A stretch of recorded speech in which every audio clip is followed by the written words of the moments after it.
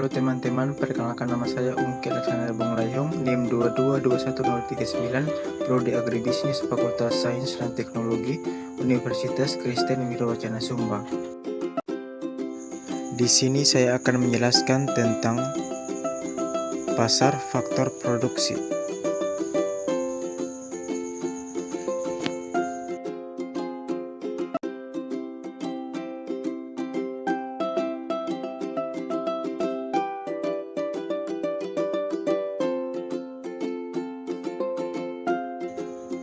Dalam siklus kegiatan ekonomi, proses produksi merupakan kegiatan penting selain distribusi dan konsumsi. Tujuan aktivitas produksi adalah untuk menciptakan barang ataupun jasa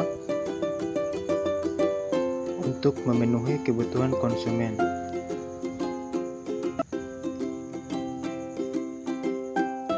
Apa itu faktor produksi? Pasar faktor produksi adalah pasar yang memperjualbelikan beberapa faktor produksi yang berguna bagi kelancaran proses produksi seperti tembakau, beras, kopi, minyak bumi, tembaga, balai, latihan kerja, mesin cetak, mesin tekstil, dan bursa efek.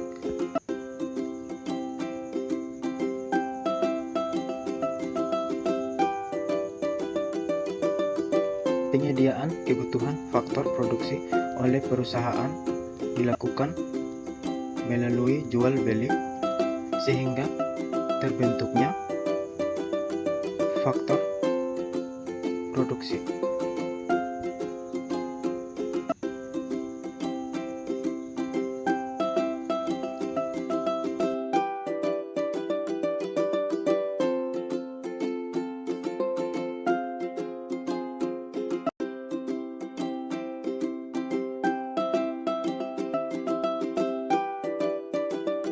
Apa saja macam-macam pasar faktor produksi atau pasar input? Yang pertama, pasar faktor produksi sumber daya alam. Yang kedua, pasar faktor produksi tenaga kerja atau sumber daya manusia. Yang ketiga, pasar faktor produksi modal. Apa yang dimaksud dengan modal?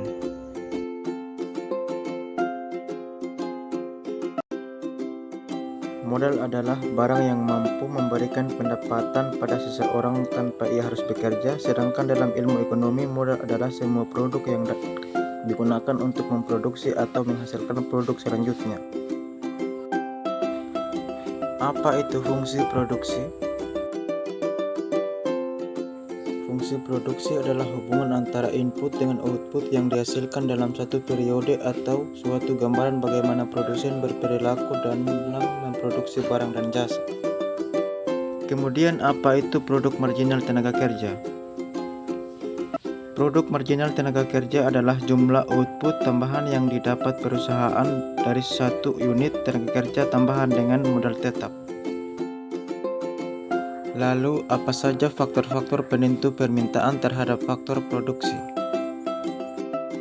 Yang pertama adalah harga faktor produksi. Yang dimaksud dengan harga faktor produksi adalah upah dan gaji untuk tenaga kerja atau sewa untuk barang modal dan tanah. Jika faktor produksi bersifat normal, makin murah harganya, makin besar jumlah yang diminta. Dalam kasus khusus, turunnya harga faktor produksi justru menurunkan jumlah yang diminta atau inferior, atau pada saat harganya baik, permintaannya justru meningkat atau analogis barang given. Yang kedua, permintaan terhadap output.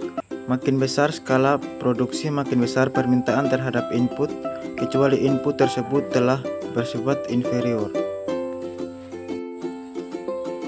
Yang ketiga, permintaan terhadap faktor produksi lain. Misalnya permintaan terhadap faktor produksi substitutif atau mesin meningkat, maka permintaan terhadap tenaga kerja menurun. Bila tenaga kerja dan mesin mempunyai hubungan komplement, meningkatnya permintaan terhadap mesin meningkatkan permintaan terhadap tenaga kerja. Yang keempat, harga faktor produksi yang lain. Pengaruh perubahan harga suatu faktor produksi terhadap permintaan faktor produksi lainnya sangat berkaitan dengan sifat hubungan antar faktor produksi. Permintaan terhadap suatu faktor produksi akan meningkat bila harga faktor produksi substitusinya makin mahal. Permintaan terhadap faktor produksi akan menurun jika harga faktor produksi komplemennya makin mahal. Yang kelima, kemajuan teknologi. Kemajuan teknologi mempunyai dampak yang mendua terhadap permintaan faktor produksi. Dalam artikel, kemajuan teknologi dapat menambah dan mengurangi permintaan terhadap faktor produksi. Jika kemajuan teknologi meningkatkan produktivitas, maka permintaan terhadap faktor produksi meningkat. Dan apa saja kelebihan dan kekurangannya? Untuk kelebihan, yang pertama, menyediakan sumber pembiayaan jangka panjang untuk dunia usaha. Yang kedua, memungkinkan adanya upaya diversifikasi. Yang ketiga, sarana untuk mengalokasikan sumber dana secara optimal bagi investor. Lalu terdapat 3 kekurangan. Yang pertama, jika kurs tidak stabil maka harga saham ikut terpengaruh. Yang kedua, saham pasar modal bersifat spekulatif sehingga dapat merugikan pihak tertentu. Yang ketiga, mekanisme pasar modal yang cukup rumit menyulitkan pihak-pihak tertentu yang akan terlibat di dalamnya.